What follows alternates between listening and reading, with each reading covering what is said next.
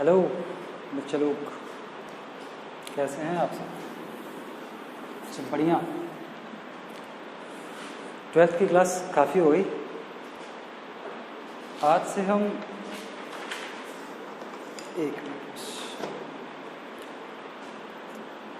आज से हम शुरू करेंगे क्लास 10th की पढ़ाई, फिजिक्स, आईसीएसई बोर्ड वालों के लिए। और सबसे पहले आज हम शुरू करेंगे रिफ्रैक्शन ऑफ लाइट।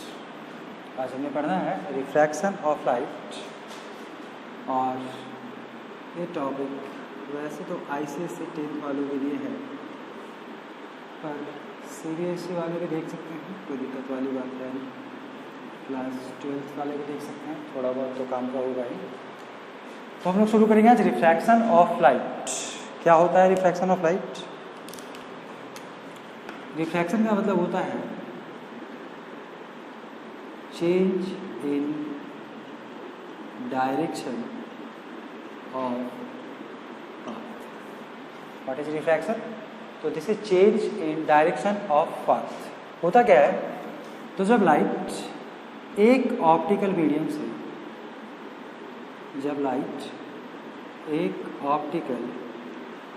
से किसी दूसरे ऑप्टिकल मीडियम में जाती है तो इसका स्पीड चेंज होता है, जिसके वजह से क्या होता है, ये अपना डायरेक्शन भी चेंज कर लेती है। और इसी प्रोसेस को कहा जाता है refraction of light. What is this? This is refraction of light. अगर डिफाइन करना पड़े तो हम कहेंगे when light travels from one optical medium into another optical medium, its direction of path changes, and this phenomenon is called refraction of light. इसी phenomenon का नाम क्या है? तो this is our refraction of light. अच्छा, refraction को समझने के लिए क्या होगा, हमें कुछ एक्सपेरिमेंट समझने होंगे। सम एक्सपेरिमेंट्स, ठीक है। सबसे पहला एक्सपेरिमेंट सुनिए। लाइट एक ऑप्टिकल मीडियम से दूसरे मीडियम में तो जाएगी। मान लो ऐसा होगा कि when light ray travels from a rarer to a denser medium. पहला एक्सपेरिमेंट हमारा कहता है कि ये जो रे ऑफ लाइट है ये भी एक ऑप्टिकली रेयर मीडियम से एक ऑप्टिकली डेंसर मीडियम में जा रही है। मान लो बच्चा, this is our boundary separating the two mediums, जिसका नाम हम कुछ भी देख सकते हैं। मान लो मैंने इसका नाम रखा है ए डैश, और यहाँ पर एक नॉर्मल है। ये जो ऊपर वाला मीडियम है ये ऑप्टिकली रेयर है, जिसकी डेंसिटी μ1 है, और ये जो नीचे वाला मीडियम है ये ऑप्टिकली डेंसर है, जिसकी डेंसिटी क्या है, μ2 है। केस क्या है हमारे पास, ये जो रे ऑफ लाइट है ये ट्रैवल कर रही है from a rare medium to a denser medium. मान लो बच्चा कि एक रे ऑफ लाइट कुछ ऐसे रेयर मीडियम से इंसिडेंट हुई, एंगल ऑफ इंसिडेंस आई बनाते हुए, और ये डेंसर मीडियम पे जा रही है। अगर ये बाउंड्री नहीं होता तो उनको पता है कि इस लाइट रे ने स्ट्रेट लाइन पाथ पे ट्रैवल करना था। By the property of light हमको पता है लाइट रे कैसे ट्रैवल करती है, तो स्ट्रेट लाइन पाथ पे। और हुआ क्या कि जब ये इस मीडियम से इस वाले मीडियम में गई तो ये मीडियम इसको ज़्यादा डेंस होना, मतलब दोनों मीडियम का ऐसा होगा अलग अलग। इस केस में क्या होगा कि ये रे ऑफ लाइट इस रास्ते को छोड़ करके नॉर्मल की तरफ बेंड कर जाएगी। Now this will be hour angle of refraction. क्या ऑब्जर्व करेंगे हम, क्या ऑब्जर्व करेंगे पहले वाले एक्सपेरिमेंट में? ऑब्जर्वेशन। देखो, सबसे पहले बात, एंगल ऑफ इंसिडेंस बड़ा होगा एंगल ऑफ रिफ्रैक्शन से। When light ray travels from an optically rare medium to an optically denser medium, क्या हो जाएगा सबसे पहले गेस, तो एंगल ऑफ इंसिडेंस ज़्यादा होगा एंगल ऑफ रिफ्रैक्शन से। दूसरी बात, ये पहला वाला जो मीडियम है ना वो कैसा है, रेयर है, खाली है, एज कम्पेयर टू दिस वाला medium, this is optically denser. मतलब speed of light in medium 1 will be greater than speed of light in medium 2. ठीक है, ये दो ऑब्जर्वेशन हमारे पास. एक और बात जो हमेशा आपको ध्यान रखना होगा, लाइट के स्पीड में परिवर्तन हो सकता है, ठीक है, लाइट के वेवलेंथ में परिवर्तन हो सकता है, but the frequency remain constant. Frequency कैसा रह जाएगा? कांस्टेंट. क्यों? क्योंकि फ्रीक्वेंसी का मतलब होता है कलर. ठीक है, frequency is the basic property of light, जो कि कलर को बताती है. और अगर आपने यहाँ पे एक रेड कलर का लाइट इमिट किया था तो ये दूसरे वाले मीडियम में जाने के बाद भी कैसा रहेगा? रेड. अगर आपने ब्लू इमिट किया है तो दूसरे वाले मीडियम में भी ये कैसा रह जाएगा? Blue, and so on. मतलब कि फ्रीक्वेंसी जो है लाइट का वो कैसा रहेगा? कांस्टेंट. क्या क्या ऑब्जर्वेशन आया हमारे पास? जब लाइट रेयर मीडियम से डेंसर मीडियम में जाती है तो सबसे पहली बात है angle of incidence angle of refraction से बड़ा होगा. Speed of light in medium 1 is greater than speed of light in medium 2. Clear है? कोई दिक्कत नहीं. अब देखो क्या है इस एक्सपेरिमेंट का जो दूसरा पार्ट है, ये समझ में आ रहा है आपको? तो आप इसको कॉपी कर लीजिए और हम लोग दूसरा पार्ट समझते हैं. When light ray travels from a denser medium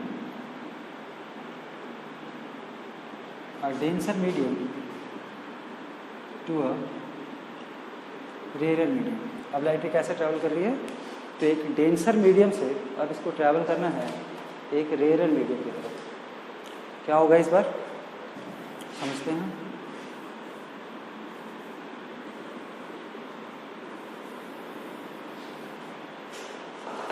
ये फिर से हमारा सेपरेटिंग बाउंड्री है जो दो मीडियम्स को सेपरेट कर रहा है. This is our normal. और इस बार केस क्या है? ये जो हमारा पहला मीडियम है ये ऑप्टिकली डेंस है और ये जो दूसरा वाला मीडियम है ये ऑप्टिकली रेयर है. मान लो फिर से कि इस वाले मीडियम की डेंसिटी μ1 है और इस वाले मीडियम की डेंसिटी कितनी है? μ2. और ये जो रे ऑफ लाइट है ये इस बार इंसिडेंट हुआ है from a denser medium to a rare medium. तो मान लो कि लाइट इंसिडेंट ऐसे हुआ कि इसका एंगल ऑफ इंसिडेंस जो डेंसर मीडियम में वो कितना है? एंगल आई. फिर से वही बात, अगर ये बाउंड्री ना होता, मतलब कि दोनों मीडियम अलग ना होते, तो लाइट रे ने इस पाथ पे ट्रैवल करना था बिल्कुल स्ट्रेट सीधा. और हुआ क्या? हुआ ऐसा कि ये पहले तो चल रहा था जाम वाले जगह से और अब इसको मिल गया खाली वाला रास्ता. इसका स्पीड यहाँ पे बढ़ जाएगा और वो इस पाथ को छोड़ करके यहाँ से दूर कुछ ऐसा ट्रैवल करेगा. ठीक है, इस बार हमारा जो एंगल ऑफ रिफ्रैक्शन है वो कितना हो जाएगा? This is angle r. ठीक है, क्या हुआ यहाँ पे? तो लाइट रे जब एक डेंसर मीडियम से रेयर मीडियम में जाती है तो एंगल ऑफ इंसिडेंस छोटा हो जा रहा है. किस बात से? एंगल ऑफ रिफ्रैक्शन से. मतलब अगर बात करें ऑब्जर्वेशन की, इस बार हमारे पास क्या होगा? Angle of refraction is greater than angle of incidence. और दूसरी बात क्या है बच्चों? तो दूसरी बात है लाइट रे डेंसर मीडियम से ट्रैवल कर रही है रेयर मीडियम, मतलब कि जाम वाले रोड से आप ट्रैवल कर रहे हैं खाली वाले रोड में. मतलब speed of light in medium 1 is less than speed of light in medium 2. और अगेन जो अगला केस है हमारा वो क्या है? फ्रीक्वेंसी. फ्रीक्वेंसी फिर से कैसा रहेगा? कांस्टेंट. मतलब कि अगर आपने एक रेड लाइट इमिट करी थी तो दूसरे वाले मीडियम में जो आपको लाइट मिला वो भी कैसा होगा? रेड. अगर तुमने एक ब्लू लाइट इमिट किया था तो दूसरे वाले मीडियम में जो तुमको लाइट मिला वो भी कैसा होगा? ब्लू. ठीक है, क्लियर है? चलो इसको कॉपी करो. फिर थर्ड केस.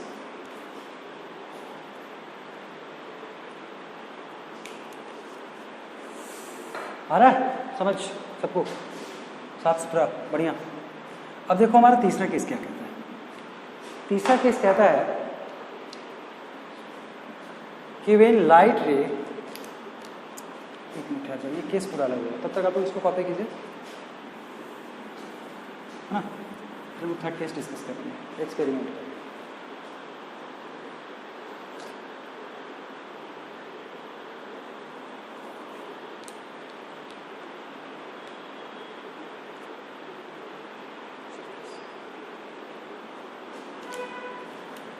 हाँ जी, अब हमारा थर्ड केस एक्सपेरिमेंट का. थर्ड केस कहता है when the light ray incident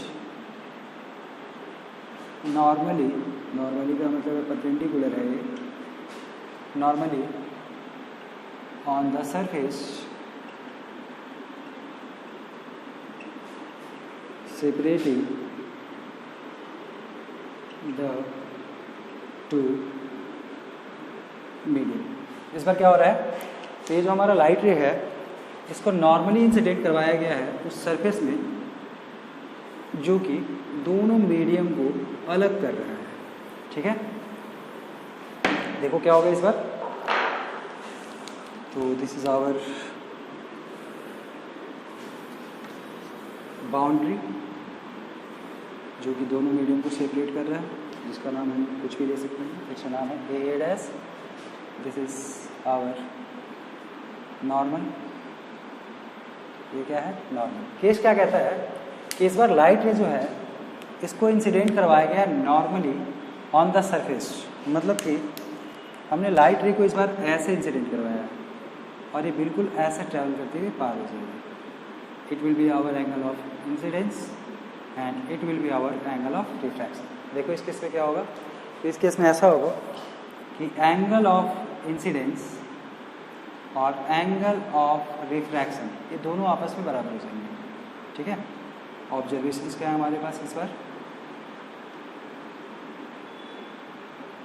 तो पहला ऑब्जर्वेशन है angle of incidence equals to angle of refraction, और दूसरा बात है इस बार स्पीड कौन से मीडियम में ज़्यादा है और कौन से मीडियम में कम है ये मेरे को नहीं पता, पर हाँ हम ध्यान रखेंगे स्पीड चेंजेस, स्पीड बदलेगा ज़रूर, और यहाँ पे किसी भी तरह का रिफ्रैक्शन दिखाई नहीं पड़ रहा हमको, और एंगल ऑफ इंसिडेंस इस बार बराबर है angle of refraction. This is our third experiment. समझ में आ रहा है सबको, कॉपी करते जाइएगा साथ साथ।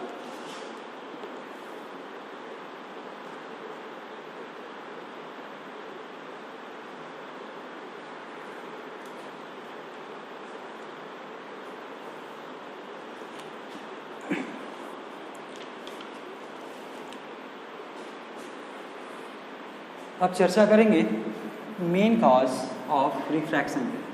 ये कॉपी हो गया ना आप लोग से, तो अब हम चर्चा करेंगे मेन कॉज ऑफ रिफ्रैक्शन पे। और पता है हमें मेन कॉज क्या है, तो मेन कॉज इज, अगर मैं बात करूँ what is the main cause, तो ये क्या है बच्चा, तो ये है change in speed of light. What is the main cause of refraction, तो ये है change in speed of light. और आपको पता है जब रेयर मीडियम से डेंसर मीडियम में जा रही है लाइट तो स्पीड घट रहा है, और जब ये डेंसर मीडियम से रेयर मीडियम में जा रही है तो स्पीड क्या हो रहा है, बढ़ रहा है। जबकि अगर रेयर से डेंसर मीडियम में लाइट ट्रैवल करती है तो इसका स्पीड क्या होता है बच्चा, ये घट जाता है।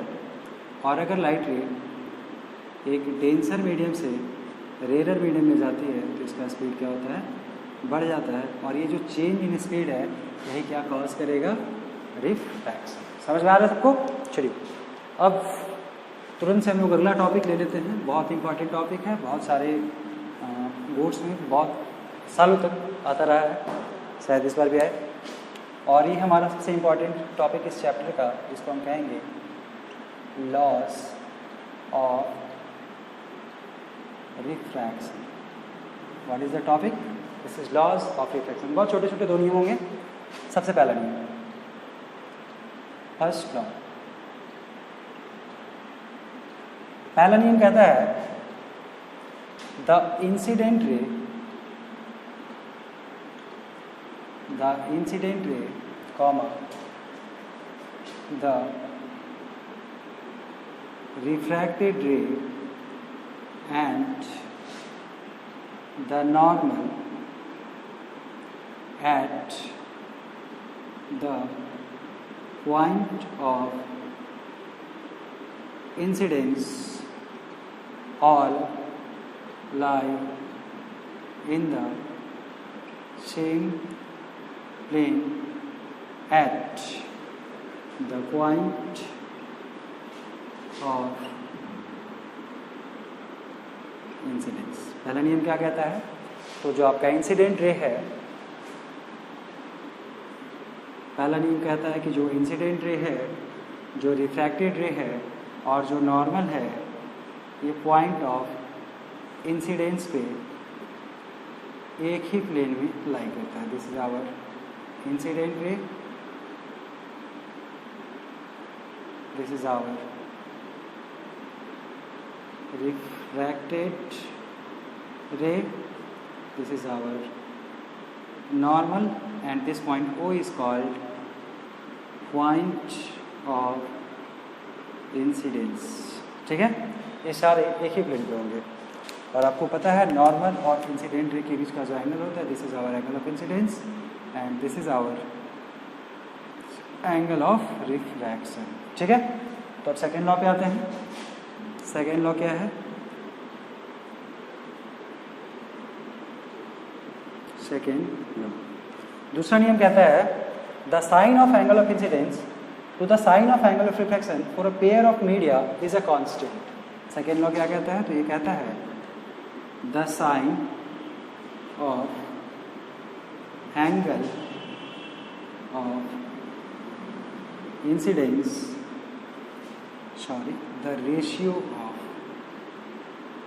the ratio of sine of angle of incidence to the sine of angle of refraction for a pair of media is constant. That is, what is sine of angle of incidence? This is sin I to the sine of angle of reflection, this is sin R. ये क्या हो जाएगा? ये एक constant होता है जिसको mu से दिखाते हैं, और इस म्यू का मतलब है, म्यू का नाम है refractive index. These are the laws of refraction. ठीक है, कॉपी कर लीजिए इसको भी.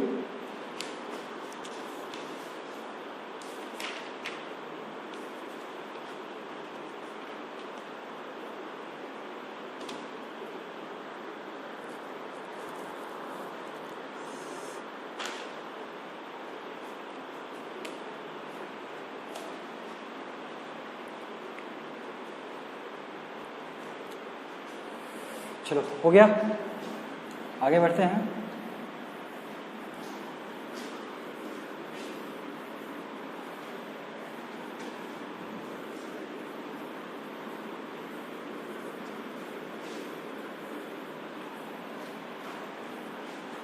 आगे बढ़ते हैं और हम बढ़ते हैं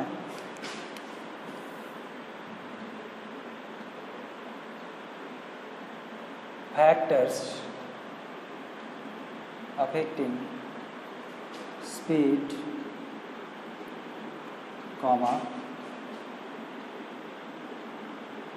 frequency f and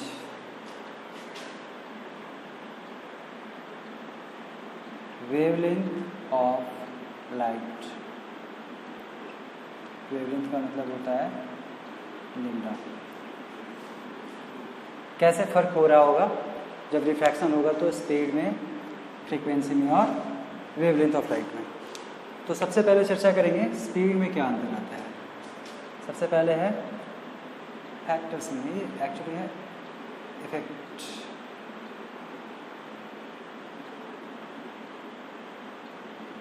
effects on speed, frequency and wavelength. तो सबसे पहले हम लोग देखेंगे स्पीड पे क्या फर्क पड़ेगा, मतलब कि इफेक्ट ऑन स्पीड. ठीक है, बताया हमें जब लाइट रे डेंसर मीडियम से रेयर मीडियम में जाएगा इसका स्पीड बढ़ जाएगा, और जब ये रेयर मीडियम से डेंसर मीडियम में जाएगा तो स्पीड क्या हो जाएगा? घट जाएगा. मतलब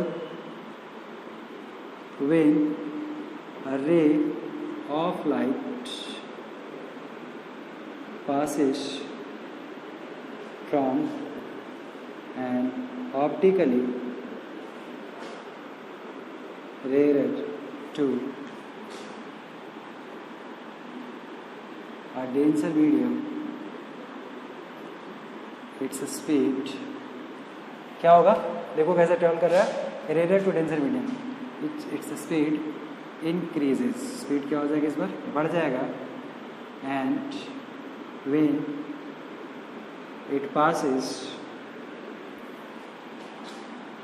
फ्रॉम इस बार कहाँ से कहाँ, तो इस बार जाएगा denser to rare, sorry rare to denser medium था ना, sorry its speed decreases, speed क्या हो जाएगा, घट जाएगा। And when it passes from a denser to a rare medium its speed decreases, sorry इस बार इंक्रीज हो जाएगा ना, इट्स स्पीड इंक्रीजेज। ठीक है, अब दूसरा क्या है हमारे पास, तो इफेक्ट है फ्रीक्वेंसी का। आपको पता है फ्रीक्वेंसी पे क्या इफेक्ट होता है, नो इफेक्ट। दूसरा है इफेक्ट ऑन फ्रीक्वेंसी। फ्रीक्वेंसी का मतलब मैंने क्या बताया था, वो जो कलर होता है और कलर में किसी भी तरह का चेंज नहीं था, तो आपको ध्यान रखना है नो इफेक्ट। और तीसरी बात क्या है बच्चा, तो तीसरी बात जो हमारे पास है वो क्या है, इफेक्ट ऑन वेवलेंथ। तीसरा है इफेक्ट ऑन वेवलेंथ यानी कि लेम्डा। देखो एक रिलेशन याद करो, तुमको पता है स्पीड जो है ये क्या होता है, डिस्टेंस बाय टाइम। डिस्टेंस यानी कि लेंथ, मतलब कि लेम्डा डिवाइडेड बाय टाइम, मान लो t है, we can write it as v equals to lambda into 1/t। Lambda रह जाएगा, what is 1/t, 1/t is frequency. और फ्रीक्वेंसी पे कैसा इफेक्ट था, कोई इफेक्ट नहीं होता, मतलब फ्रीक्वेंसी कैसा है, कांस्टेंट। तो अगर फ्रीक्वेंसी को कांस्टेंट रख लिया जाए तो आपको पता चलेगा कि ये जो v है ये प्रोपोर्शनल है लेम्डा के। कब, जब f कैसा होगा, कांस्टेंट। मतलब